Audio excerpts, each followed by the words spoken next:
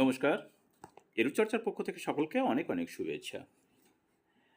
আমরা জানি এই মুহূর্তে sskmsk শিক্ষক যারা 60 অপশন নিয়েছেন তারা একটু টেনশানেই রয়েছেন, কারণ তাদের এখনও পর্যন্ত কোনো সুযোগ সুবিধা দেওয়া হয়নি। অনেকে এখনও পর্যন্ত 60 অপশন গ্রহণ করার পরে যে সার্টিফিকেট পাওয়ার কথা সেটিও পাননি। কিন্তু সবচাইতে বেশি দুশ্চিন্তার মধ্যে রয়েছেন যে সমস্ত শিক্ষকের বয়স 58 পেরিয়ে গেছে বা 57 হয়ে গেছে। তারা যে আশাতে 60 অপশন গ্রহণ করেছিলেন সেই আশা কিন্তু এখনও পর্যন্ত পূর্ণ হয়নি। এরপরেও যে সমস্ত শিক্ষক 60 অপশন নিয়ে রিটায়ার করে গেছেন তাদেরও কিন্তু দুশ্চিন্তা রয়েছে, কারণ তারা শুধুমাত্র 3 লাখ টাকা বেনিফিট পাবেন, সেটিও কিন্তু এখনও পর্যন্ত পাননি। আমি জানি যতটা, যে কেউই পাননি।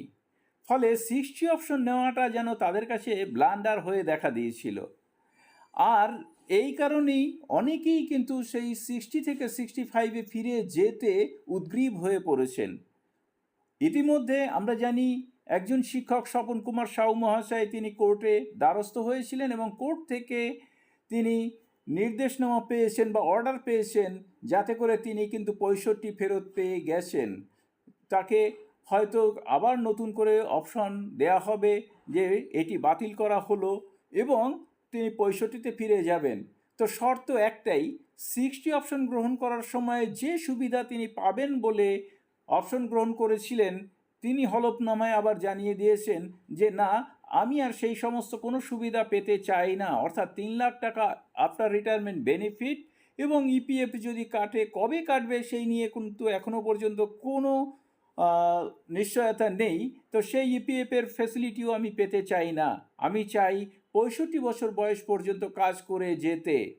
ঠিক এই কারণেই অনেক শিক্ষক শিক্ষিকা, বিশেষ করে যাদের বয়স 57 পেরিয়ে গেছে, 58 পেরিয়ে গেছে বা 59ও পেরিয়ে গেছে, এরকম অনেক শিক্ষক শিক্ষিকাই কিন্তু তারা কোর্টের দ্বারস্থ হতে চলেছেন যে যাতে করে তারা 65 ফেরত পান।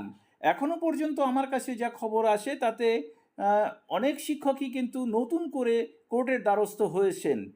আর এরই মধ্যে কিন্তু শিক্ষক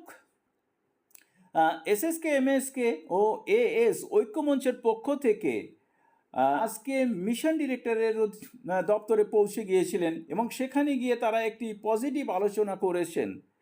সেই আলোচনা কি আমরা শুনব পরের ভিডিওতে। তো সিরাজুল বাবু যে জিনিসটি জানিয়েছেন যে তাদের আলোচনা কিন্তু ফলপ্রসূ হয়েছে, এইটুকুই তিনি জানিয়েছেন এবং বিস্তারিত জানাবেন কাঞ্চন মণ্ডল। আমি পরের ভিডিওতে তার ইন্টারভিউ নিয়ে উপস্থিত হচ্ছি। সকলকে ধন্যবাদ জানিয়ে শেষ করছি। ভালো থাকবেন, সুস্থ থাকবেন।